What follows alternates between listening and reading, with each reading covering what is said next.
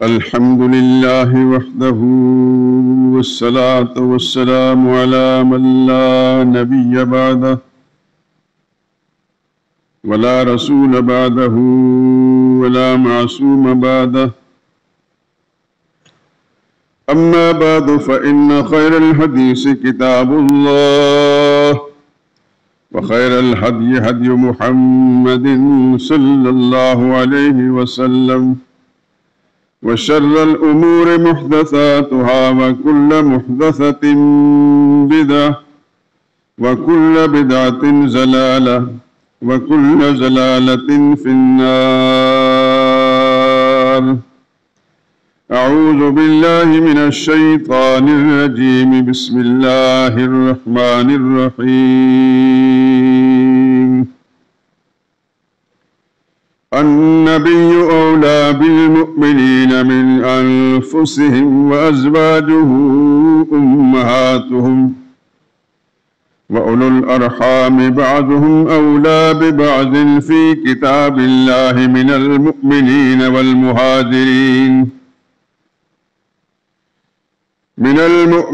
والمهاجرين إلا أن تفعلوا إلى أوليائكم معروفا كان ذلك في الكتاب مسطورا.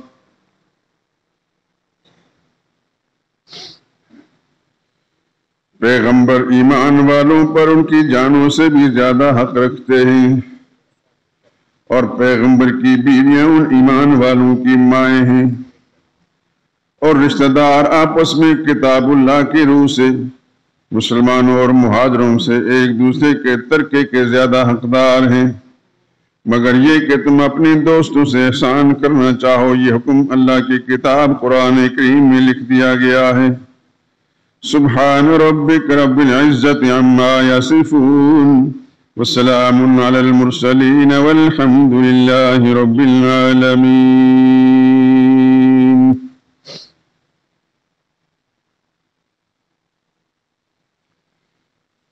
درود پاک پڑھ لیں. اللہم صل علی محمد وعلی آل محمد كما صليت على إبراهيم وعلى آل إبراهيم إنك حميد مجيد.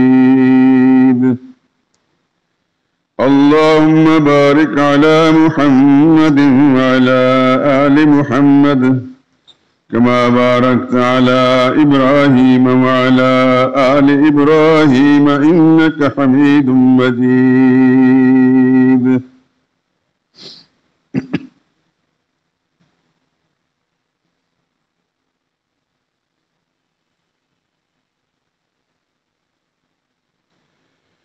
اے رسول امی خاتم المرسلین، تجھ سا کوئی نہیں، تجھ سا کوئی نہیں.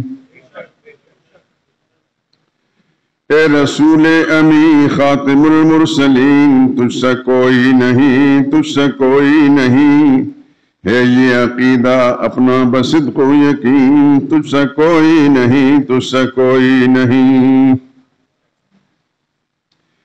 اے براہیمیوں ہاشمی خوش لقب، اے تو عالی نسب، اے تو والا حسب، دودھ مانے قریشی کے در سمی، تجھ سا کوئی نہیں، تجھ سا کوئی نہیں. دست قدرت نے ایسا بنایا تجھے، جملہ اوصاف سے پھر سجایا تجھے. دست قدرت نے ایسا بنایا تجھے، جملہ اوصاف سے پھر سجایا تجھے. اے ازل کے ہنسی، اے ابد کے ہنسی، تجھ سے کوئی نہیں، تجھ سے کوئی نہیں. بزم کونین پہلے سجائی گئی، بزم کونین پہلے سجائی گئی، پھر تیری ذات منظر پہ لائی گئی. سید الاولین سید الآخرین، تجھ سے کوئی نہیں، تجھ سے کوئی نہیں. تیرا سکہ رواں کل جہاں میں ہوا، اس زمین میں ہوا، آسمان میں ہوا. کہ عرب کیا عجم سب ہیں زیر نگی، تجھ سا کوئی نہیں، تجھ سا کوئی نہیں۔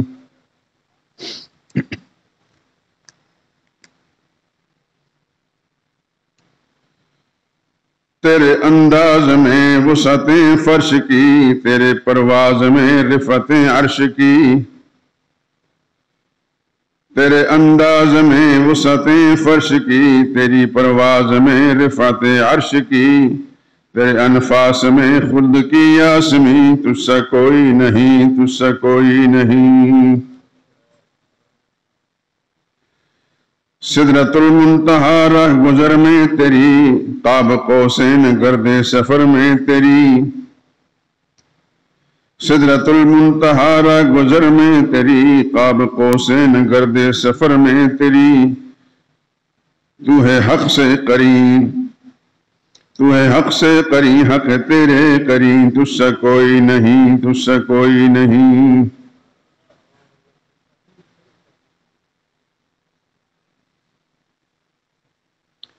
کہکشاں زو تیرے سرمدی تاج کی، زلف تاباں حسین رات معراج کی، لیلۃ القدر تیری منور جبی، تجھ سا کوئی نہیں، تجھ سا کوئی نہیں۔ مصطفیٰ مجتبیٰ تیری مدحو ثنا، میرے بس میں نہیں، دسترس میں نہیں، دل کو ہمت نہیں، لب کو یارا نہیں، تجھ سے کوئی نہیں، تجھ سے کوئی نہیں۔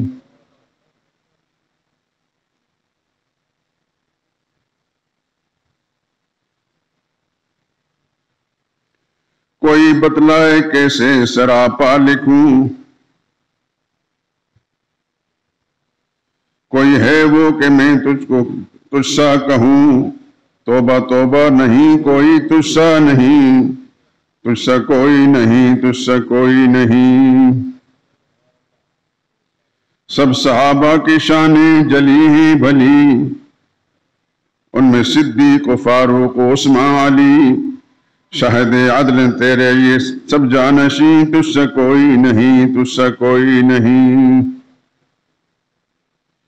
اے سراپا نفیس انفسے دو جہاں، سرور دل براں سرور عاشقاں، ڈھونڈتی ہے تجھے میری جان حزین، تجھ سے کوئی نہیں، تجھ سے کوئی نہیں۔ اے رسول امی خاتم المرسلین، تجھ سے کوئی نہیں، تجھ سے کوئی نہیں۔ اے عقیدہ یہ اپنا بصدق و یقین، تجھ سے کوئی نہیں، تجھ سے کوئی نہیں۔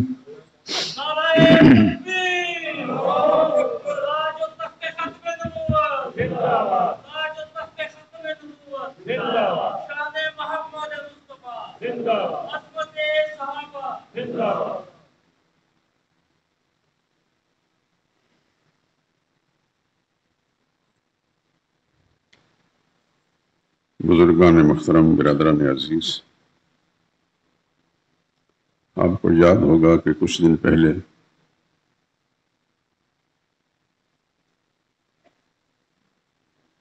ربیع الاول شروع ہونے سے پہلے میں نے ایک گزارش کی تھی کہ میرا دل کرتا ہے سرور کائنات صلی اللہ علیہ وسلم کے خاندان کا تذکرہ ایک مرتبہ پھر کر لوں۔ 1.5-2 سال پہلے جو ذکر ہوا تھا، آپ حضرات میں سے بہت سارے حضرات موجود نہ تھے اور سب نے سنا نہیں۔ میرے دل میں خیال آیا کہ ایک مرتبہ پھر اپنے احباب سے یہ گزارش کروں کہ اس تذکرے کو توجہ کے ساتھ سن لیں اور سنی انسنی نہ کریں، دل دماغ میں بٹھا کر سنیں، اپنا مقصد بنا کر سنیں۔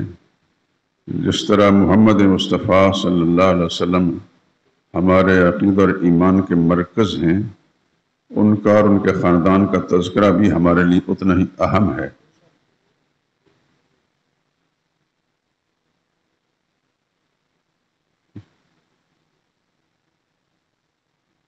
پہلی نشست میں رسول اللہ صلی اللہ علیہ وسلم کی زبان مبارک سے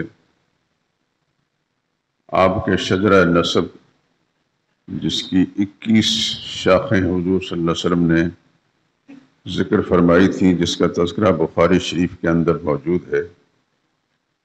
عنوان بھی امام بخاری نے ایسا قائم کیا ہے، باب مبعث النبی صلی اللہ علیہ وسلم، کہ یہ وہ بیان ہے جس میں رسول اللہ صلی اللہ علیہ وسلم جس خاندان میں بعثت ہوئی، اور 21 سلسلے ذکر کرنے کے بعد عبداللہ بن عباس رضی اللہ تعالیٰ عنہ فرماتے ہیں کہ پوچھا گیا سرور کائنات سے، یہاں آ کر رک کے آپ اس سے آگے ذکر نہیں فرماتے؟ فرمایا اس سے آگے جو کچھ بھی کہے گا جھوٹ بولے گا، کسی کو کچھ پتہ نہیں۔ بڑے بڑے ائمہ دین امام مالک جیسے لوگوں نے یہ بات ذکر کر کے فرمایا کذب النصابون، اس سے آگے جو شجرہ نسب بیان کرتا ہے جھوٹ بولتا ہے وہ۔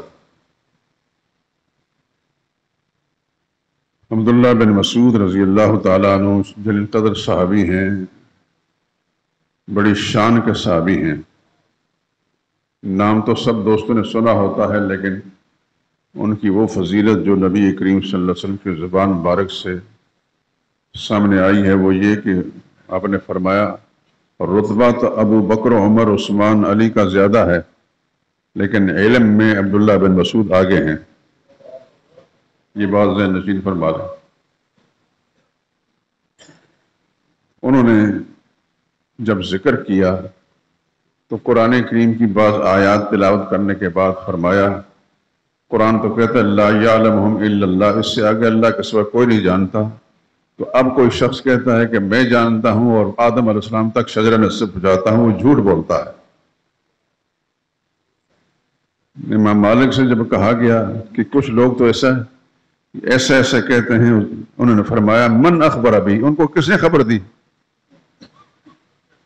اتنے بڑے بڑے لوگ صحابہ سمیت محمد مصطفیٰ صلی اللہ علیہ وسلم کی خود زبان مبارک سے یہ ہے، یہاں تک تو معلوم ہے یقینی، اس سے آگے یقینی بات کوئی نہیں۔ ہزاروں برس گزر چکے ہیں، کون کس کے شجرہ نسب پوری تفصیل کے ساتھ یاد کرتا ہے؟ یہ تو محمد مصطفیٰ صلی اللہ علیہ وسلم کے وجود مسعود کی برکت تھی، جس کی وجہ سے یہ 21 سلسلے ہمیں معلوم ہو گئے، اور محدثین نے امام بخاری جیسے لوگوں نے لکھ دیے، ورنہ آپ اچھی طرح جانتے ہیں، ہم سب کو معلوم ہے کہ ہمارا شجرہ نسب میں کون کتنے لوگوں کو جانتا ہے، کتنے بزرگ گزرے، کتنی دادیاں تھیں، کتنی نانیاں تھیں، کتنی پھوپھیاں تھیں، کچھ معلوم نہیں۔ یقین آپ میری بات کی تصدیق کریں گے، میں آپ کا ایک خادم یہاں مسجد کے اندر ایک عرصے سے موجود ہوں، اور آپ حضرات سن چکے ہیں کہ میرا خاندان بڑے بڑے علماء کا ہے، لیکن چند افراد کے سوا میں بھی کچھ نہیں جانتا، حالانکہ میری عادت یہ ہے ایک تجسس کرنے کی، ڈھونڈنے کی، قریدنے کی، کھوج لگانے کی، کچھ پتہ نہیں۔ حالانکہ ایک مزاج ہے میرا، اور کتابوں کے ساتھ ہر وقت تعلق رہتا ہے، تو میرے جیسا آدمی جو ایک مزاج رکھتا ہے اس طرح کے اور کتابوں میں ہمیشہ گھسا رہتا ہے، وہ اگر اپنے شجرہ نسب کے 4-6 آدمی سے آگے نہیں جا سکتا، تو عام لوگ جو اپنے دنیا داری کے کام میں اتنے مصروف ہوتے ہیں کہ تعلیم و تعلم سے ان کا کوئی واسطہ نہیں ہوتا، ان کو کیا پتا کہ شجرہ نسب ان کا کیا ہے؟ جب وہ اپنے شجرہ نسب کو نہیں جانتا تو محمد مصطفیٰ صلی اللہ علیہ وسلم کے آدم علیہ السلام تک پہنچانے کا کیا مطلب؟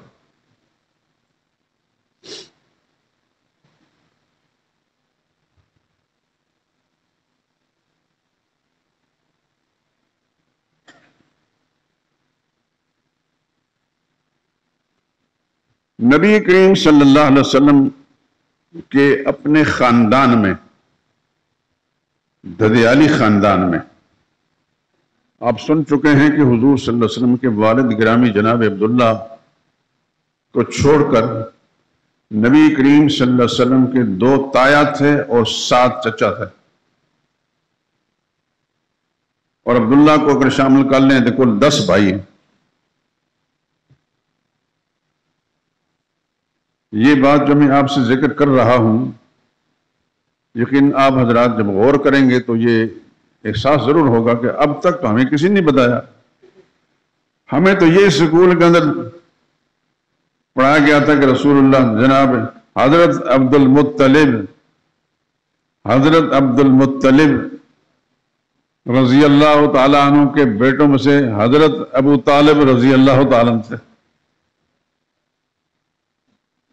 یاد ہے آپ کو اسکولوں کا نصاب؟ میری پوتی چھوٹی سی بچی پہلی کلاس میں پڑھتی ہے،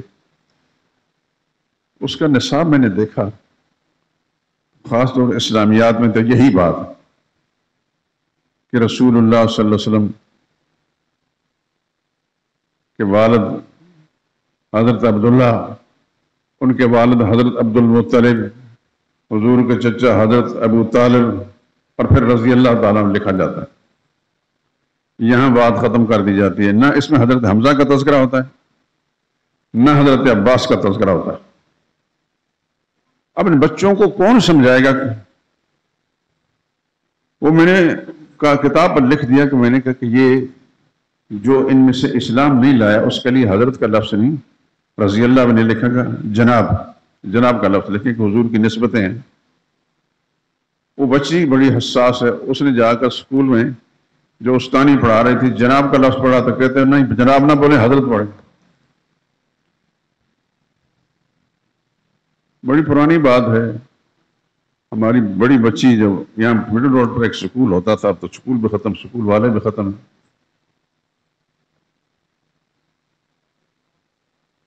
تو جو کتاب پڑھائی جاتی تھی اس میں سوال جواب تھا. سوال مسلمانوں کی کتنی عیدیں ہیں؟ جواب مسلمانوں کے 3 عیدیں ہیں. کون کون سی؟ عید الفطر ہے، عید الاضحیٰ ہے، اور عید میلاد النبی ہے. تو ظاہر بات ہے کہ یہ ایک بناوٹی سی چیز تھی. ہماری ساری حدیث کی کتابوں کے اندر، ہماری فقہ کتاب میں عیدین کا لفظ ہے. 2 عیدیں ہیں اور دونوں عیدوں کی عبادت بھی ہے، طریقہ کار بھی ہے.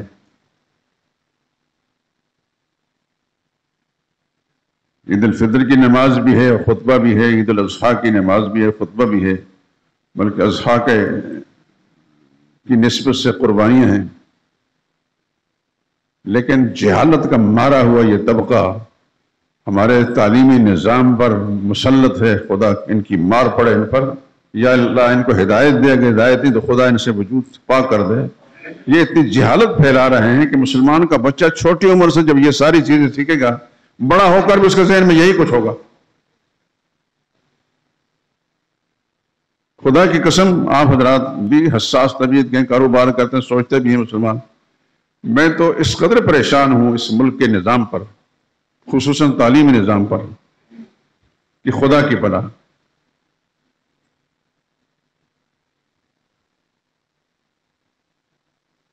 سکولوں میں کیا پڑھاتے ہیں؟ کون سا نصاب ہے؟ نصاب مرتب کرنے والے کون سے ہیں؟ وہ ازلی ابدی جاہل بٹا جاہل.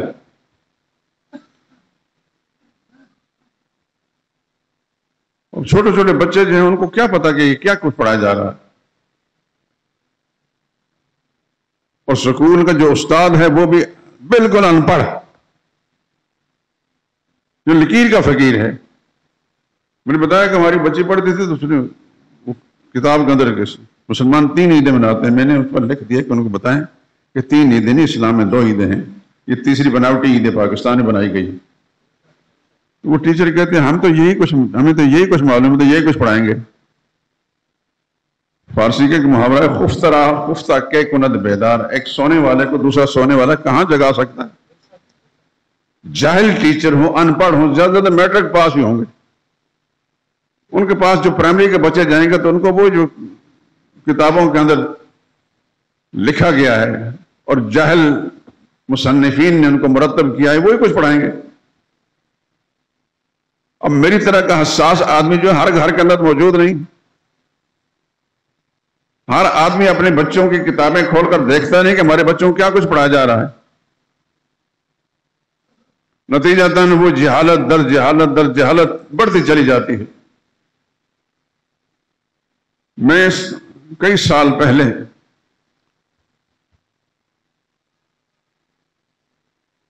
سینٹرل ماڈل اسکول جو لوئر مال پر ہے اس میں پڑھاتا تھا عربی.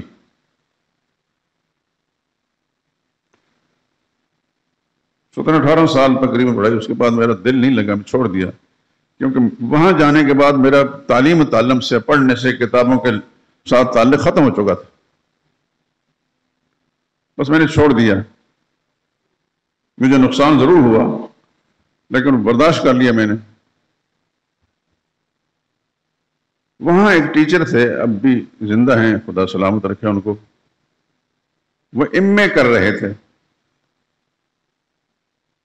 یعنی اپنی تدریس کے ساتھ ساتھ. مجھ سے پوچھنے لگے کہ یہ فلاں فلاں چیز کیسی. میں نے کہا آپ جب پیپر لکھیں گے تو اس میں کیا بات لکھیں گے جس میں آپ کامیابی ہو سکتی؟ کہنے لگے یہ بات نہیں کہ کامیابی ہو سکتی, حالانکہ بات غلط ہے. میں نے کہا لکھیں وہی جو کچھ غلط ہے کہ آپ کو کامیابی ملے گی, لیکن آخر میں ایک نوٹس لکھ دیں کہ جو کچھ کتابوں سے ملا ہے, جو ٹیچروں سے پڑھا ہے وہ تو یہ ہے, لیکن ہے یہ بات غلط, اصل بات یہ ہے. الحمدللہ العظیم مجھے بعد میں پتہ چلا کہ ان کو ایکسٹرا نمبر ملے. ممتحن جو تھا کوئی شریف انسان تھا, کوئی نسلی آدمی تھا, تو اس نے نمبر زیادہ دیا. یہ حال ہمارے تعلیمی اداروں کے اندر ہے. سینٹرل ماڈل اسکول آپ کہہ لیں پورے پاکستان کا نمایاں اسکول ہے. 10,000 بچہ, 200 استاد اس زمانے میں ہوتے تھے. اب کی صورت حال معلوم نہیں, عرصہ بھی ہوا, جب چھوڑا تو پھر دوبارہ گیا نہیں میں.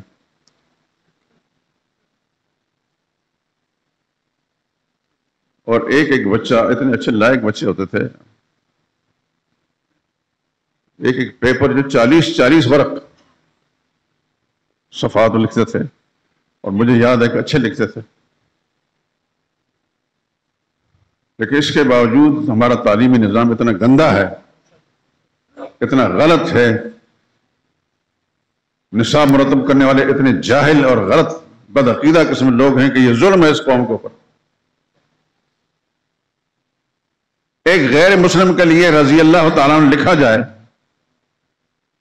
اور پڑھنے والا بچہ تو وہی کچھ کہے گا, جب بھی بولے گا تو رضی اللہ تعالیٰ عنہ کہے گا. میں نے عرض کیا کہ رسول اللہ صلی اللہ علیہ وسلم کے اعمام یعنی چچا, آپ کے والد گرامی سمیت 10 بھائی تھے. پہلے میں اشارہ دے چکا ہوں, لیکن اب میں دوبارہ اس کی یاد دہانی کرا کے آگے چلتا ہوں. جناب عبد المطلب کے 10 بیٹے اور 6 بیٹیاں تھیں, یعنی رسول اللہ صلی اللہ علیہ وسلم کی 6 پھوپھیاں تھیں. لیکن کیا ہمارے تعلیمی نظام میں سکولوں کے اندر یہ سب کچھ پڑھایا جاتا ہے؟ آپ حضرات بھی داخل ان سکولوں سے اسی لاہور شہر کے اندر پڑھ کر, کسی دوسرے ملک میں نہیں. کیونکہ ہم چھوٹی عمر کے اندر پڑھتے تھے کہ 2 شہروں کے بارے میں ہی معلومات تھی.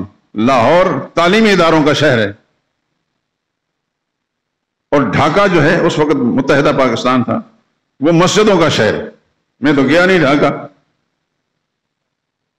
یہ تعلیمی اداروں کا شہر شمار ہوتا تھا. آپ اس تعلیمی اداروں کے شہر کے پڑھے لکھے ہیں, کیا آپ کو سکولوں کے اندر میٹرک تک, کیونکہ اس کے بعد کالج میں تو یہ چیزیں نہیں پڑھائی جاتی, کیا آپ کو پڑھایا گیا تھا کہ رسول اللہ صلی اللہ علیہ وسلم کے کتنے چچا تھے, کتنی پھوپھیاں تھیں؟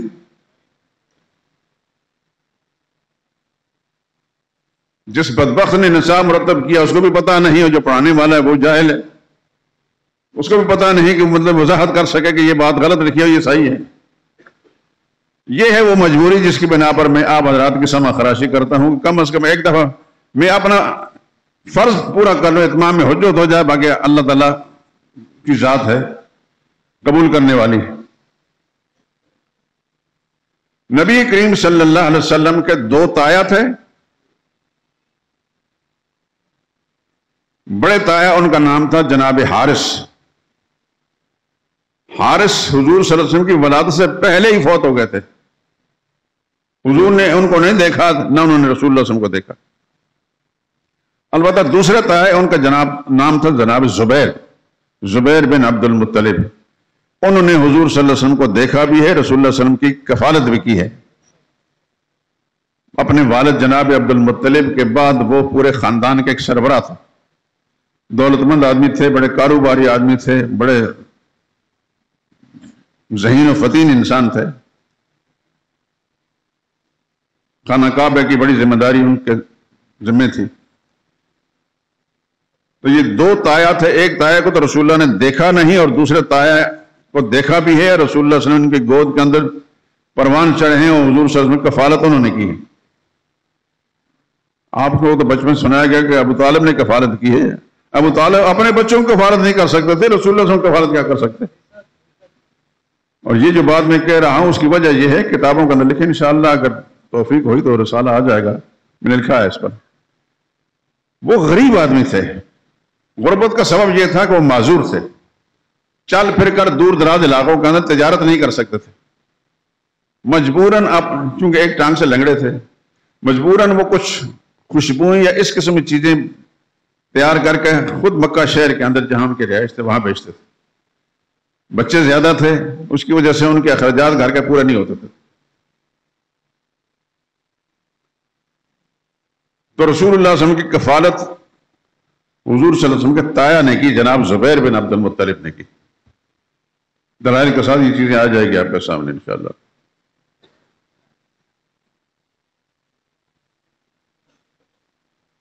ہم رسول اللہ صلی اللہ علیہ وسلم کی نسبت سے ہر ایک کا احترام کرتے ہیں.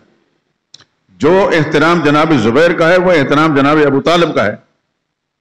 لیکن دونوں کا فرق یہ ہے کہ ابو طالب نے رسول اللہ کو نبوت کے زمانے میں دیکھا, حضور پر ایمان نہیں لائے, اور جناب زبیر نے حضور صلی اللہ علیہ وسلم کے نبوت کا زمانہ نہیں دیکھا, وہ پہلے فوت ہو گئے تھے. یہ فرق بھی میں آپ کو سمجھانا چاہتا ہوں. رسول اللہ صلی اللہ علیہ وسلم کو نبوت کے زمانے میں 4 چچاؤں نے دیکھا. ایک تھے ابو لہب, ایک تھے ابو طالب. یہ دونوں کفر میں رہے, ایمان نہیں لائے. 2 چچا تھے حضرت حمزہ اور حضرت عباس, انہوں نے حالت اسلام میں دیکھا اور ایمان بھی لائے. اس وجہ سے حضرت حمزہ رضی اللہ تعالیٰ عنہ اور حضرت عباس رضی اللہ تعالیٰ عنہ ہر مسلمان لکھتا بھی ہے, بولتا بھی, اور آپ کو بھی ایسا ہی بولنا چاہیے. لیکن ابو لہب کو آپ رضی اللہ تعالیٰ عنہ کہتے ہیں. سارے سن رہے ہیں میری بات کو, سمجھ بھی رہے گا نہیں, کیوں نہیں کہتے؟ حضور کا چچا نہیں تھا وہ ایمان نہیں لایا. ایمان ہی نہیں لایا بلکہ رسول اللہ کا سخت دشمن تھا. وہ پہلا بدبخت آدمی ہے جس نے رسول اللہ صلی اللہ علیہ وسلم پر پتھر پھینکا تھا. اللہ کی طرف سے مار ایسی پڑی اس پر, یہ سن لے اچھی طرح. غزوہ بدر کے تقریباً 8 دن بعد طاعون کی بیماری میں مبتلا ہو گیا, اور ایسے اس کے جسم پر پھوڑے نکلے کہ ان کی بدبو اتنی پھیل گئی کہ گھر والے تنگ آ گئے. گھر سے ایک سائڈ پر نکال دیا, بالآخر وہ اسی حالت میں مر گئے. بدبو مزید پھیلی تو گھر والوں نے ہاتھ نہیں لگایا, لکڑیوں کی مدد سے گڑھے میں پھینک دیا, اور اوپر سے پھر اتنے پتھر پھینکے کہ ان کا جسم جو چھپ گیا. یہ ہے انجام ابو لہب کا, جس کی مذمت میں اللہ نے قرآن کریم کے اندر سورت نازل فرمائی, جس کو اس وقت سے لے کر آج تک مسلمان تلاوت کرتے ہیں اور قیامت تک تلاوت کرتے رہیں گے. تبت یدا ابی لہب و تب. ابو لہب کے دونوں ہاتھ ٹوٹ گئے یا ٹوٹ جائیں اور وہ خود بھی ہلاک ہو جائے. یہ وہی ہاتھ ہے جن ہاتھوں سے رسول اللہ پر پتھر پھینکے تھے.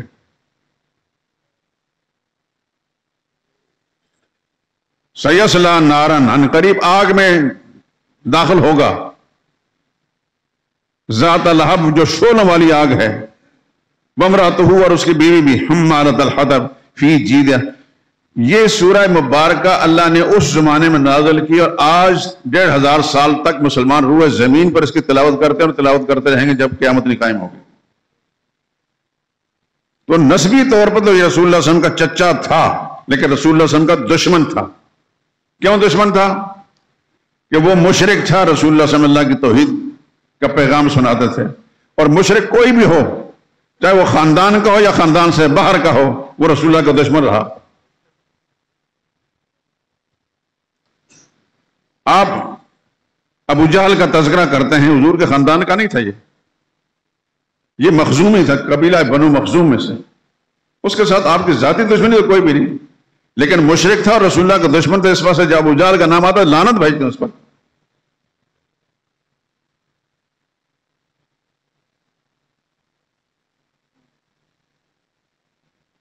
وہی ابو جہل، اس کا ایک بھائی حارث بن ہشام، وہ ایمان لایا اور رسول اللہ صلی اللہ علیہ وسلم اس کی تاریخ ہمت اور تاریخ ذکر فرمایا کرتے تھے. ہماری حدیثی کتابوں کے اندر، تاریخ کتابوں کا بڑے اچھے الفاظ و تذکرہ ہے. ایک ماں باپ کی اولاد ہے، ایک ابو جہل ہے، دوسرا حارث بن ہشام. اس پر خدا کی پھٹکار لعنت پڑی، اس زمانے میں آج تک پڑی جا رہی ہے. لیکن حارث بن ہشام کی قدر و منزل اس زمانے میں تو آج بھی ہے. یہ خدا کی تقسیم ہے، اللہ تعالیٰ جو چاہے کرے. تو حضور صلی اللہ علیہ وسلم کے نبوت کے زمانے میں 4 چچاؤں نے دیکھا، 2 کافر رہے، 2 نے ایمان قبول نہیں کیا، اور 2 ایمان قبول کرے. ایمان قبول کرنے والے حضرت حمزہ اور حضرت عباس ہیں رضی اللہ عنہما. اور 2 چچا جنہوں نے اسلام کا زمانہ پایا لیکن اسلام کو قبول نہیں کیا، ایک ابو لہب جن کا بھی ذکر ہوا، اور دوسرے ابو طالب تھے. ابو طالب اور ابو لہب میں اتنا فرق ضرور ہے کہ ابو طالب نے رسول اللہ صلی اللہ علیہ وسلم پر تشدد نہیں کیا. حضور صلی اللہ علیہ وسلم کی مخالفت کے لیے گلی گلی نہیں پھرے، وہ قبول نہیں کیا حضور کے دین کو. یہ فرق ہے ابو لہب اور ابو طالب میں. ہیں دونوں سگے بھائی، ایمان وہ بھی نہیں لائے، ایمان یہ بھی نہیں لائے، لیکن انہوں نے وہ گندی حرکت نہیں کی جو ابو لہب نے کی تھی. ان کی اس خصلت کی بنا پر رسول اللہ صلی اللہ علیہ وسلم کو ان کے ساتھ ایک لگاؤ تھا، اور حضور صلی اللہ علیہ وسلم کوشش فرماتے تھے کہ یہ کسی طریقے سے مسلمان ہو جائیں، کلمہ پڑھ لیں. اس حد تک کہ جب ابو طالب کی وفات کا ٹائم آیا، اس کو غور سے سنا، تو رسول اللہ صلی اللہ علیہ وسلم اس جگہ پہنچے جہاں ابو طالب موجود تھے، جس گھر کے اندر لیٹے ہوئے تھے. آخر وقت تھا ان کا. تو عجیب بات ہے کہ جب نبی کریم صلی اللہ علیہ وسلم وہاں پہنچے تو 2 آدمی پہلے سے بیٹھے تھے. ایک ابو جہل تھا، وہ کوشش کر رہا تھا کہ یہ کلمہ نہ پڑھے. ایک ابو طالب کے ایک بھانجے تھے، عبداللہ بن ابی امیہ. بعد میں اللہ نے ان کو ہدایت دے دی، ایمان لے آئے، لیکن اس وقت تک وہ بھی مشرک تھے. یہ دونوں کوشش کر رہے تھے، ابو جہل بھی اور عبداللہ بن امیہ کے، ابو طالب کلمہ نہ پڑھے. نبی کریم صلی اللہ علیہ وسلم جب تشریف لے گئے تو حضور نے فرمایا کہ میرے چچا اب بھی ٹائم ہے، موت کی ہچکی لگنے سے پہلے اب بھی ٹائم ہے، کلمہ پڑھ لیں، عقیدہ توحید کو قبول کر لیں، میں خدا کی بارگاہ میں آپ کی سفارش کروں گا. وہ مسلسل انکار کرتے رہے اور یہ کہتے اترغب عن ملت عبد المطلب، اترغب عن ملت، آپ اپنے باپ دادا کے مذہب کو چھوڑ دیں گے؟ اب باپ دادا کے مذہب کو چھوڑ دیں گے؟ رسول اللہ صلی اللہ علیہ وسلم کلمے کی تعلیم دے رہے تھے، وہ باپ دادا کے مذہب پر لے جانے کی تلقین کر رہے تھے، اور رسول اللہ صلی اللہ علیہ وسلم مسلسل فرما رہے تھے کہ کلمہ پڑھ لیں، اب بھی ٹائم ہے، میں خدا کی بارگاہ میں آپ کی سفارش کروں گا. لیکن یہ خدا کی طرف سے تقسیم ہوتی ہے، کسی کو ایمان ملنا نہ ملنا. آخر جملہ علی ملت عبد المطلب کہا اس نے کہ میں اپنے باپ دادا کا مذہب پر دنیا چھوڑ رہا ہوں، محمد کے کلمے پر نہیں، صلی اللہ علیہ وسلم. آپ اندازہ فرمائیں کہ رسول اللہ صلی اللہ علیہ وسلم کو کس قدر دکھ ہوا ہوگا جو حضور نے اس کے ایمان کے لیے اتنی کوششیں فرمائی. ابو جہل کی بات مان لی، نبی کریم صلی اللہ علیہ وسلم کی بات نہیں مانی. رسول اللہ صلی اللہ علیہ وسلم افسردگی میں وہاں سے اٹھے. دل میں یہ خیال تھا کہ یہ میرے چچا تھے، میرا خونی رشتہ تھا، کلمہ تو نہیں پڑھا. دل میں یہ خیال آیا کہ شاید میں بعد میں دعائیں کرتا رہوں ان کی مغفرت کی، تو شاید میرا اللہ قبول فرما لے. لیکن اللہ نے قرآن میں سورۃ نازل کی ما کان للنبی والذین آمنوا ان یستغفروا للمشرکین، نبی کو بھی اجازت نہیں اور کسی مسلمان کو اجازت نہیں کہ مشرکوں کے لیے استغفار کرے، ولو کانوا اولی قربا، چاہے وہ اپنی رشتہ داری کیوں نہ ہو. بس اس کے بعد رسول اللہ نے کے لیے دعائیں مانگی. اور جب ابو طالب کا انتقال ہو گیا تو سیدنا علی رضی اللہ تعالیٰ جو انہی کے بیٹے تھے، پکے مسلمان تھے، رسول اللہ صلی اللہ علیہ وسلم کے پاس رہتے تھے. حضور صلی اللہ علیہ وسلم بعد میں اپنی صاحبزادی کا نکاح ان سے کر دیا. وہ آئے حضور صلی اللہ علیہ وسلم کے پاس کہنے یا رسول اللہ، یہ الفاظ جو میں حدیث کے نقل کر رہا ہوں آپ نوٹ کر لیں، ان عمک الشیخ الضال قد مات۔ ہماری حدیث سیاستہ کتاب میں ابو داؤد ایک حدیث کی معتبر کتاب ہے، بخاری اور مسلم کے بعد ابو داؤد کا درجہ۔ یا رسول اللہ ان عمک الشیخ الضال قد مات، آپ کا چچا جو بوڑھا تھا لیکن گمراہ تھا وہ فوت ہو گیا۔ رسول اللہ نے فرمایا میرے علم میں ہے۔ انہوں نے عرض کیا میں کیا کروں؟ تو حضور نے فرمایا اذهب فبارہ، جاؤ سپرد خاک کر کے آ جاؤ، لیکن کسی سے بات نہیں کرنی، واپس میرے پاس آؤ۔ سیدنا علی رضی اللہ تعالیٰ نے اس طرح کیا، گئے سپرد خاک کر کے آ گئے۔ رسول اللہ نے فرمایا کہ جاؤ غسل کر لو۔ یہاں ایک سوال اٹھتا ہے اور آپ حضرات کے ذہن میں بھی ہوگا کہ رسول اللہ نے صلی اللہ علیہ وسلم ان کی نماز جنازہ کیوں نہیں پڑھائی؟ کیا سوال نہیں اٹھتا؟ سیدنا علی رضی اللہ تعالیٰ نے اپنے باپ کی نماز جنازہ پڑھی؟ نہیں پڑھی، اس لیے کہ وہ ایمان نہیں لائے تھے۔ اس کے برعکس ایک اور بات بتاتا ہوں، ذہن میں تقابل کر کے دیکھ لیں۔ مدینہ طیبہ میں ایک شخص، اس کا نام تھا عبداللہ،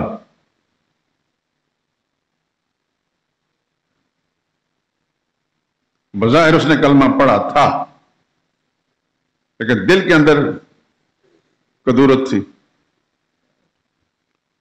دنیا اس کو عبداللہ بن ابی کے نام سے جانتی۔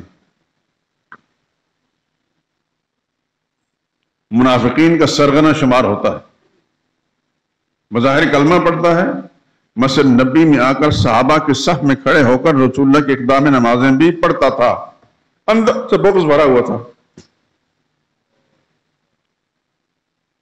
اب جب اس کا انتقال ہو گیا تو اس کے گھر والوں نے رسول اللہ صلی اللہ علیہ وسلم کو اطلاع دی، تو رسول اللہ صلی اللہ علیہ وسلم نے فرمایا ٹھیک ہے میں آؤں گا، جنازہ پڑھوں گا۔ یہ بات غور سے سن لیں اور ذہن نشین فرما لیں۔ حضور کیوں جنازہ پڑھتے تھے؟ کلمے کے اعتبار کر کے۔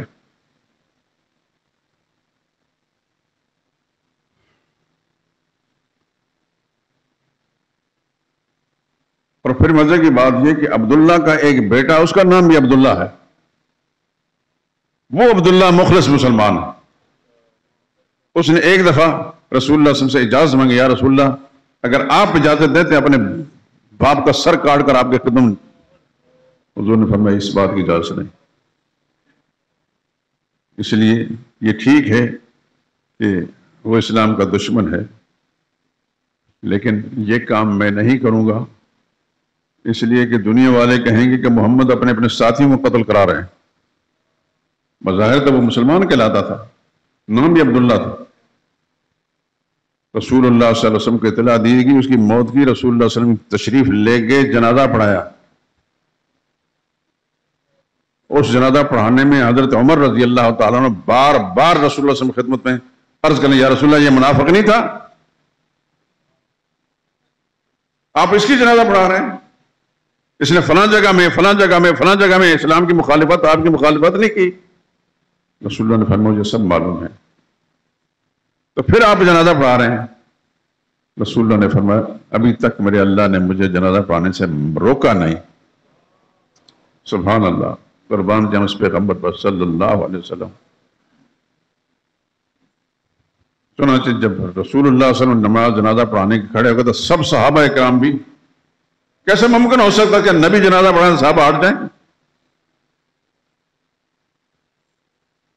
صحابہ میں یہی خصوصیت تھی، یہ امتیاز تھا کہ سب کچھ نبی کے ارادوں پر قربان ہے صلی اللہ علیہ وسلم۔ وہاں بکر صدیق بھی کھڑے ہیں، فاروق اعظم بھی ہیں، عثمان بھی ہیں، حضرت علی بھی ہیں، دیگر صحابہ اکرام بھی۔ ایک ایک صحابی پوری کائنات کے مسلمانوں سے زیادہ افضل ہے، ہمارا مسلمانوں کا عقیدہ ہے۔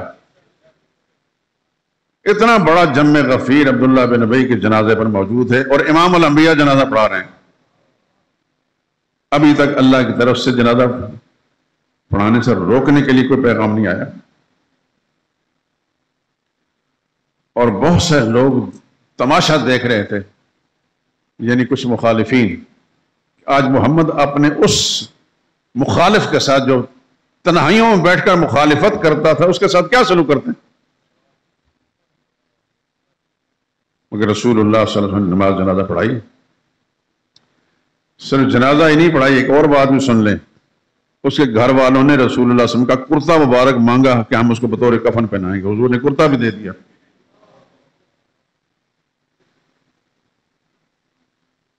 کرتا بھی جسم پر پیغمبر صلی اللہ علیہ وسلم کا، نماز جنازہ بھی رسول اللہ صلی اللہ علیہ وسلم پڑھا رہے ہیں، تو آپ کیا سمجھتے ہیں کہ حضور صلی اللہ علیہ وسلم جنازے کے اندر وہ دعائیں نہیں پڑھی ہوں گی جو سب کے لیے پڑھتے تھے؟ تو پیغمبر دوہرا کام تو نہیں کرتے، پیغمبر تو ظاہر باطن پاک صلی اللہ علیہ وسلم، اللہم اغفر لحینا و میتنا و شاہدنا و، یہ نہیں پڑھے ہوں گے؟ یقین پڑھے ہوں گے۔ تو سب صحابہ کرام نے یہی، رسول اللہ صلی اللہ علیہ وسلم نے جنازہ پڑھایا، وقفہ تھوڑی سے گزرا تو اللہ کی طرف سے وحی آ گئی، لا تصلی علی احد منہم مات ولا تقم علی قبرہ، یا رسول اللہ ان منافقین میں سے کوئی بھی مر جائے نہ اس کی جنازہ پڑھے نہ اس کی قبر پر کھڑے ہو کر دعا کرے۔ یہ آیت پہلے آ سکتی تھی، بھیجنے والے خدا کی ذات ہیں، لیکن اس میں کوئی اللہ کی حکمت تھی۔ حکمت کیا تھی کہ وہ جو مبشر قسم کے لوگ دور سے دیکھ رہے تھے کہ آج محمد اپنے مخالف کے ساتھ کیا سلوک کرتے ہیں صلی اللہ علیہ وسلم، تو حضور صلی اللہ علیہ وسلم کے اس حسن سلوک کے ساتھ نتیجے میں کم و بیش 4000 آدمیوں کو کلمہ پڑھنا نصیب ہو گیا۔ پیغمبر کی فراست پہ قربان جائیں۔ میں نے یہ خیر دونوں یہ تذکرہ کرنے کا تھا نہیں، میں نے یہ بتایا کہ ابو طالب کا جنازہ رسول اللہ نے نہیں پڑھایا، اس لیے کہ اس نے کلمہ نہیں پڑھا تھا۔ تو یہاں یہ ذہن رکھیں کہ نبی کے نزدیک ایمان کی قیمت ہے، اللہ کے نزدیک ایمان کی قیمت ہے، رشتے کی نہیں۔ خدا کسی کا رشتہ دار نہیں، خالق کائنات سب کا مالک ہے، خالق ہے، لیکن رشتہ دار کسی کا نہیں۔ حتیٰ کہ پیغمبر کا رشتہ دار کا بھی اللہ نے لحاظ نہیں کیا، ورنہ ابو لہب کے ساتھ وہ سلوک نہ ہوتا جو میں ابھی ذکر کر چکا ہوں۔ اللہ اکبر۔ اور یہ آپ جانتے ہیں صرف محمد مصطفیٰ صلی اللہ علیہ وسلم کا معاملہ نہیں، سابقہ انبیاء کرام کے ساتھ بھی ایسا ہوا۔ کیا ابراہیم خلیل اللہ جیسا عظیم پیغمبر جو جد الانبیاء ہے، سارے نبیوں کا دادا، ان کے والد کے ساتھ اللہ کا کیا معاملہ ہوا؟ اللہ نے اس کو معاف کر دیا؟ نہیں معاف کیا۔ ابراہیم علیہ السلام نے بارگاہ الہی میں التجا کی، یا اللہ میرے سامنے میرے باپ کو جہنم میں ڈالا جائے گا، میرے لیے بڑی شرمندگی ہوگی۔ اللہ کی شان پر قربان اللہ نے پیغمبر کی عزت کا خیال بھی رکھا، فرمایا فکر نہ کریں، ہم آپ کو شرمندہ نہیں ہونے دیں گے۔ سنت حدیث کی کتاب میں آتا ہے کہ آزر ابراہیم علیہ السلام کے والد کا نام تھا۔ یہ نام اس لیے میں لے رہا ہوں کہ ہماری جہالت کے اس معاشرے کے اندر بہت سے لوگ، بلکہ جبہ دستار والے مولوی بھی آزر کا نام کہتے ہیں۔ آزر چچا تھا، باپ نہیں تھا۔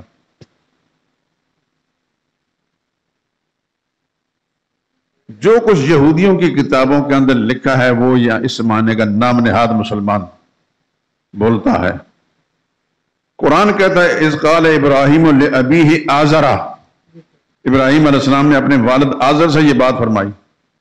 تو کیا اللہ تعالیٰ کو معلوم نہیں کہ ابراہیم علیہ السلام والد کون ہے؟ اور اللہ بے خبری کے اندر لفظ آزر استعمال فرما رہے ہیں۔ کس جہالت کا ذکر کیا؟ خدا کی قسم آپ حضرات بھی سوچتے ہوں گے کہ اس کا دماغ خراب ہے، یہ کیا کچھ بولتا رہتا ہے۔ اللہ آپ کو سلامت رکھے، اللہ مجھے اپنا فرض سمجھنے کی اور پورا کرنے کی توفیق دیتے، نہیں تو اللہ سے ہمیشہ دعا ہی کرتا ہوں۔ لیکن میری کوشش یہ ہے کہ آپ حضرات کو اسلامی تاریخ کے بعض گوشے جن سے آپ پوری طرح آگاہ نہیں ہیں یا اس کا مطالعہ آپ نے نہیں کیا، ان سے آگاہ کر دوں، باقی سب اللہ کے اختیار میں ہے، اور خصوصاً رسول اللہ صلی اللہ علیہ وسلم کے خاندان کے بارے میں۔ تو قصہ مختصر ہے کہ رسول اللہ صلی اللہ علیہ وسلم کے والد سمیت 10 چچا تایا، ان میں سے صرف 2 مسلمان ہوئے۔ کتنے؟ 2 تایا تھے اور 7 چچا تھے۔ 7 میں سے 4 کا حال معلوم ہے، 3 کا حال معلوم نہیں۔ وہ 3 کون سے تھے؟ ایک مقوم جن کا دوسرا نام عبد الکعبہ لکھا جاتا ہے، دوسرا حجل جس کا دوسرا نام غیداق لکھا جاتا ہے، اور تیسرا ہے زرار۔ ان 3 کا حال معلوم نہیں ہوتا، لیکن 4 کا حال معلوم ہے، 2 ابو لہب اور ابو طالب، اور 2 حضرت حمزہ اور حضرت عباس۔ ان 4 کا حال معلوم، 2 مومن ہیں اور 2 کافر ہیں۔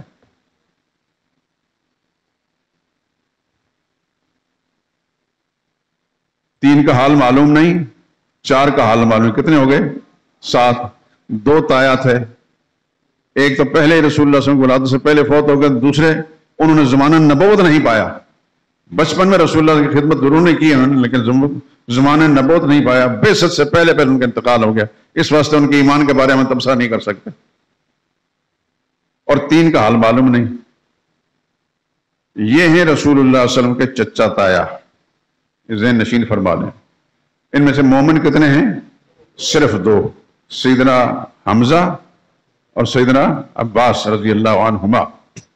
یہ بات بھی ذہن نشین فرما لیں کہ یہ دونوں بھائی رسول اللہ صلی اللہ علیہ وسلم کے چچا حضور صلی اللہ علیہ وسلم کی عمر کے قریب تھے۔ حضرت عباس کے بارے میں کہتے ہیں کہ 2 سال تقریباً رسول اللہ صلی اللہ علیہ وسلم سے بڑے تھے، اور حضرت حمزہ 3 سال یا سے کچھ زیادہ بڑے ہوں گے۔ جو ایمان والے مومن چچا ہیں رسول اللہ صلی اللہ علیہ وسلم کے قریب تھی ان کی عمر، باقی سب بڑے تھے۔ یہ کتنے افراد کا تذکرہ ہو گیا؟ 10 کا ہو گیا نا جی۔ 3 کا حال معلوم نہیں، حضرت جناب حارث جو ہے وہ تو پہلے ہی فوت ہو گئے تھے، اور جناب زبیر جو ہیں وہ پہلے تو فوت نہیں ہوئے، رسول اللہ صلی اللہ علیہ وسلم کی کفارت انہوں نے کی ہے، لیکن بعثت جن نبوت نازل ہونے سے پہلے فوت ہو گئے تھے، اس کے ان کے ایمان کا تذکرہ ہم نہیں کر سکتے۔ جو نبوت کے زمانے کے اندر موجود تھے وہ ابو لہب اور ابو طالب تھے، یہ حضرت عباس اور حضرت حمزہ تھے۔ 2 کو اللہ نے ایمان کے دوروں سے نواز دیا اور 2 ایمان سے معروم رہے۔ 3 کا حال معلوم ہے۔ رسول اللہ صلی اللہ علیہ وسلم کی 6 پھوپھیاں تھیں۔ آپ کو سکولوں کے اندر پڑھایا ہوگا یقیناً کہ 6 پھوپھیاں تھیں؟ نہیں پڑھایا ہوگا، یقیناً نہیں پڑھایا ہوگا۔ سکولوں کے چھوڑیں بات میں، میری طرح کے جو امام ہیں ان بیچاروں کو پتہ نہیں، نہ لوگوں کو مطالبہ ہے کہ ہمیں حضور اس کے خاندان کا تعارف کرائیں، نہ ان کو کوئی ضرورت ہے کہ رسول اللہ صلی اللہ علیہ وسلم خاندان کے بارے میں تجسس کر کے معلومات کر کے لوگوں تک پیغام پہنچائیں۔ چل رہا ہے وہی مولوی چنگا لگدا جو صرف نماز پڑھائے، اذان پڑھے، جنازہ پڑھا سکے، بچے کے کان میں اذان پڑھ سکے، بس امام وہی ہے ہمارے اس پاکستان کا۔ نہ علم کی ضرورت ہے، نہ صاحب علم کی ضرورت ہے۔ کس چیز کا رونا رو ہے میرے دوستو؟ اس دن میں نے بتایا تھا کہ ایک اسلام آباد سے ایک صاحب علم آیا، مجھ سے پوچھتے ہیں کہ رسول اللہ صلی اللہ علیہ وسلم کی صاحبزادی حضرت زینب، میں نے کہا ٹھیک ہے، ان کے شوہر کا کیا نام تھا؟ یہ مسجد کے خطیب اور امام آئے بھی اسلام آباد پاکستان کے دارالحکومت سے۔ میں نے بتایا تو صحیح، لیکن مجھے یہ خدا جانتا ہے کہ میرے دل پر کس قدر منفی سوچ آئی۔ یا اللہ، جس کو خود پتا نہیں تو لوگ اس سے پوچھیں گے کہ رسول اللہ صلی اللہ علیہ وسلم کے دامادوں کا نام بتا، یہ کیا بتائے گا؟ آپ تو جانتے ہیں کہ رسول اللہ صلی اللہ علیہ وسلم کے دامادوں کے بارے میں 4 صاحبزادیاں تھیں۔ بڑی صاحبزادی سیدہ زینب رضی اللہ تعالی عنہا، ان کے شوہر کا نام تھا، اصل نام تھا قاسم، ابو العاص بن ربیع کے نام سے مشہور تھے۔ ابو العاص بن ربیع کے بارے میں یہ بھی میں پہلے ذکر کر چکا ہوں، شاید ذہن میں ہے کہ نہیں، دوبارہ یاد دہانی کرا دیتا ہوں۔ مکی زندگی میں بعثت سے پہلے، رسول اللہ پر نبوت آنے سے پہلے، رسول اللہ صلی اللہ علیہ وسلم کے ساتھ بڑے دوستانہ تھے اور بڑے کاروباری آدمی تھے، امیر آدمی تھے اور بڑے دلیر اور بہادر آدمی تھے۔ جرب البطحہ کتابوں کے اندر ان کا نام لکھا ہے، بریکٹ کے اندر، جرب البطحہ کا شعر، بطحہ مکہ معظمہ کہتے ہیں۔ اور حضور صلی اللہ علیہ وسلم کے ساتھ اس قدر دوستانہ تھے کہ روزانہ کا کھانا رسول اللہ صلی اللہ علیہ وسلم کے ساتھ اکثر بیشتر اکٹھے ہوتا تھا۔ دوسری طرف سے یہ رشتے میں حضرت خدیجہ رضی اللہ تعالی عنہا کے یہ بھانجے تھے، چنانچہ رسول اللہ صلی اللہ علیہ وسلم کی بڑی صاحبزادی کا رشتہ ان کو دے دیا گیا۔ صاحبزادی کا نام کیا ہے؟ زینب۔ یہ یاد رکھیں کہ زینب نام نبی کریم صلی اللہ علیہ وسلم کے ساتھ بڑا ہے۔ رسول اللہ صلی اللہ علیہ وسلم کی صاحبزادی کا نام بھی زینب ہے، رسول اللہ صلی اللہ علیہ وسلم کی 2 ازواج مطہرات کا نام بھی زینب ہے۔ ایک ہے زینب بنت خزیمہ، وہ زیادہ سے زیادہ 8 مہینے رسول اللہ صلی اللہ علیہ وسلم کی زوجیت میں بعد انتقال ہو گیا، اور دوسری زینب بنت جہش، یہ رسول اللہ کی پھوپھی زاد بھی تھی۔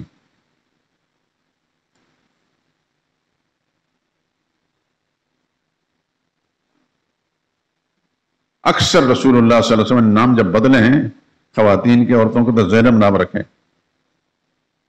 وجہ تو مجھے معلوم نہیں، میرا رب جانتا یا میرے پیغمبر کو معلوم ہے، لیکن زینب نام رسول اللہ صلی اللہ علیہ وسلم کو بڑا پسند تھا۔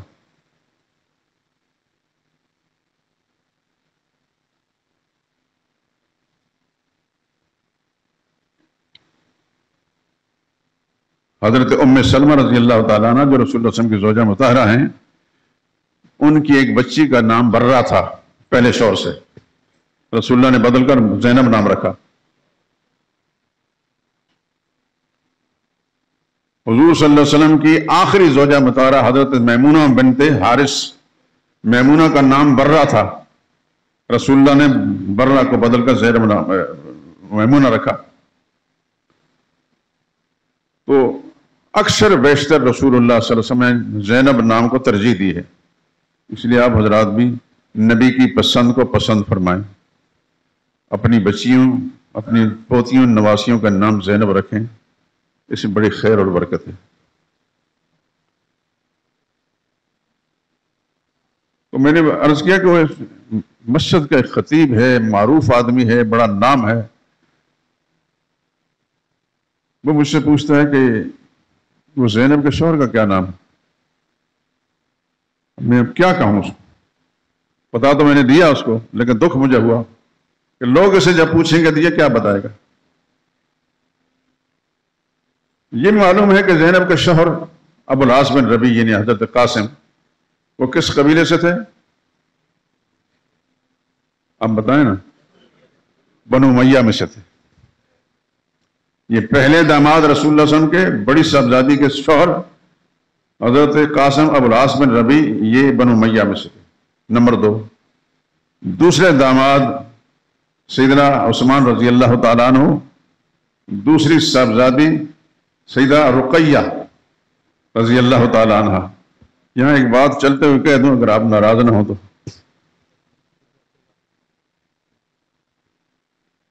عرب دنیا میں جو کتابیں چھپی ہیں نا رسول اللہ صلی اللہ علیہ وسلم کے خاندان کے بارے میں، کچھ کتابیں میرے پاس ہیں، مطالعہ کرتا رہتا ہوں، تو بنات النبی رسول اللہ صلی اللہ علیہ وسلم کی صاحبزادیوں پر جو کتابیں لکھی گئی ہیں ان میں سے حضرت رقیہ کا تذکرہ ہے، اور لکھا ہے کہ حضرت رقیہ حضور کی صاحبزادیوں میں سب سے زیادہ حسین اور خوبصورت تھیں۔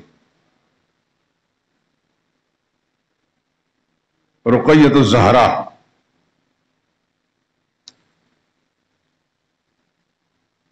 تھوڑا سا اس میں مزید وضاحت کر دوں کہ جس وقت حبشہ کی ہجرت ہوئی ہے، حضرت عثمان رضی اللہ تعالیٰ عنہ حضرت رقیہ سمیت گئے ہیں حبشہ، اور حبشہ کا جو ملک ہے وہاں ان کا اپنے گھر تو تھے نہیں، آپ کو پتا ہے کہ مہاجر لوگوں کے لیے خیمے ہوتے ہیں اس طرح، لیکن حبشی لوگوں نے اتنی حسین و جمیل کوئی خاتون نہیں دیکھی تھی. حضرت رقیہ رضی اللہ تعالی عنہ جب وہاں کے نوجوانوں کو لوگوں کو نظر آئیں تو نوجوان قسم لڑکے جو ہیں جو ان کی عادتیں ہوتی ہیں خوبصورت لڑکیوں کو دیکھ کر ارد گرد منڈلاتے ہیں. یہ پیغمبر زادی تھی، رسول اللہ صلی اللہ علیہ وسلم کی صاحبزادی تھی. ان کو ان کی حرکتیں بری لگی.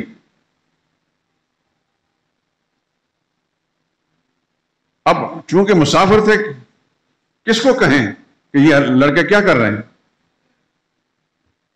خالق کائنات سے رابطہ کیا، یا اللہ ان کے شر سے مجھے محفوظ فرما. اللہ اکبر. پیغمبر زادی تھی صلی اللہ علیہ وسلم رضی اللہ تعالیٰ عنہ. ان کی زبان سے نکلی بات جو ہے اللہ پاک نے اس کو قبول فرمایا. وہ جتنے بھی شریک تھے سب کو یکی بعد اللہ نے ہلاک کر دیا.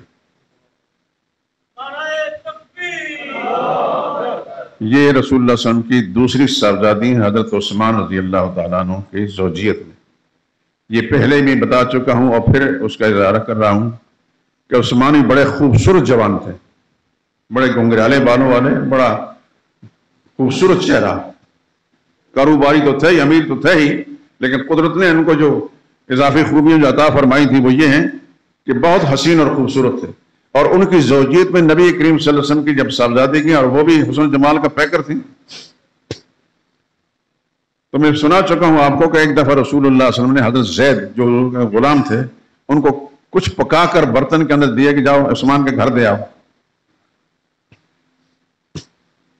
یہ گئے حضرت عثمان رضی اللہ تعالیٰ عنہ اور ان کی زوجہ مطہرہ حضرت رقیہ دونوں بیٹھے ہوئے تھے، باتیں کر رہے تھے. اس زمانے میں شاید یہ نہیں کوٹھیوں کا زمانہ تھا جو ہماری کوٹھیاں ہوتی ہیں، پتہ نہیں کتنے دروازے کراس کر کے جانے پڑتے. خیر جس میں یہ گئے دروازے میں پہنچے تو دیکھا عثمان رضی اللہ تعالیٰ عنہ حضرت رقیہ بیٹھے بات کر رہے ہیں کسی چارپائی پر یا کسی پر. ان کی نظر ان پر نہیں کہ یہ کون باہر سے آیا، وہ آپس میں باتیں کر رہے ہیں، یہ کھڑے ہو کر دیکھ رہے ہیں. اور پھر وہ کھانے پینے کی چیز دیکھ کر واپس چلے گئے. نبی کریم صلی اللہ علیہ وسلم نے پوچھا تم گئے تھے؟ عرض کیا یا رسول اللہ گیا تھا. تو حضور نے فرمایا کیا دیکھا؟ یہ رسول اللہ صلی اللہ علیہ وسلم پوچھنا چاہتے تھے. اور زید نے فرمایا کہ یا رسول اللہ میں نے زندگی میں ایسا حسین جوڑا نہیں دیکھا. پھر اس زمانے میں یہ بات مشہور ہو گئی تھی، کتابوں کے اندر لکھی ہوئی ہے احسن الزوجین رآہما انسان رقیۃ وزوجہا عثمان. خوبصورت جوڑا جو دنیا میں کسی نے دیکھا ہے ایک رقیہ ہے، ان کے شوہر عثمان ہیں. عثمان کس خاندان سے تھے؟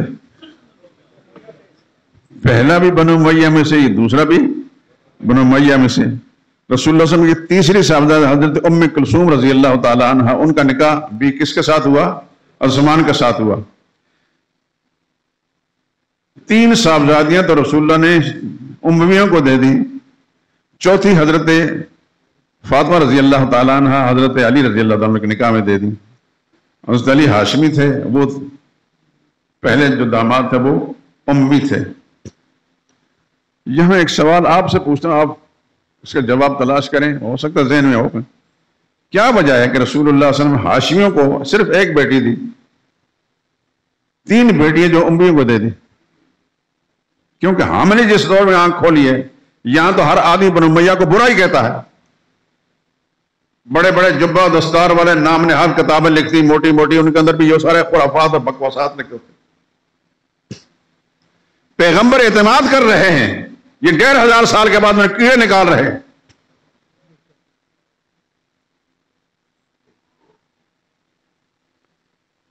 یہاں چلتے ہوئے مضمون ختم ہو رہا ہے تو میں آپ بات کر دیتا ہوں. کل میں بخاری شریف کا مطالعہ کر رہا تھا تو ایک حدیث نظر سے گزری تو بڑا ہی سوچ میں پڑا گیا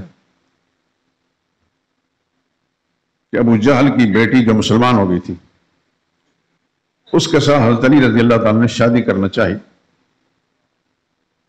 لیکن حضرت فاطمہ رضی اللہ تعالیٰ عنہ پہلے حضور حضرت علی کے نکاح میں تھی، ان کو ذرا برا لگا، ناراض ہوئی. انہوں نے رسول اللہ صلی اللہ علیہ وسلم کی خدمت میں جا کر عرض کیا کہ علی جو ہیں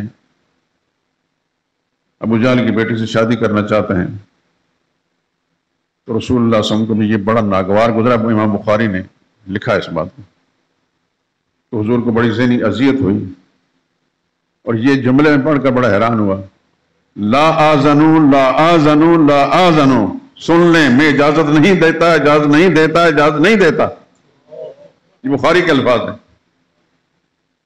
اگر علی نے شادی کرنی ہے ابو جہل کی بیٹی کے ساتھ، میری بیٹی کو فارغ کر دے پھر اس کے ساتھ کر لے.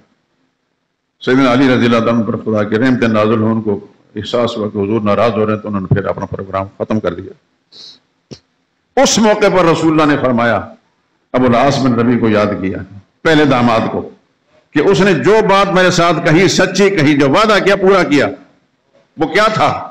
ابو جہل نے کوشش کی کہ محمد کی بیٹی کو طلاق دے کر سارے عرب کی سب سے حسین جمیل لڑکی آپ کے نکاح میں دینا چاہتے ہیں. انہوں نے کہا سارے عرب کی لڑکیوں کو میں جوتی کے نوک پر نہیں رکھتا، جو مقام ہے زینب کا اس کی جوتی کے نوک پر برابر سمجھتا، میں زینب کو کسی روپ نہیں چھوڑ سکتا. حالانکہ اس زمان یہ جس زمانے کی بات کر رہا ہوں اس زمانے میں وہ ایمان نہیں لائے تھے، یہ بتا دوں. ابھی وہ مشرک تھے، لیکن اتنے مخلص تھے کہ رسول اللہ نے بار بار ان کو یاد کرایا کہ اس نے جو بات میرے ساتھ کہی سچ کہی، جو وعدہ کیا اس کو پورا کر کے دکھایا. وآخر دعوانا الحمدللہ رب العالمین.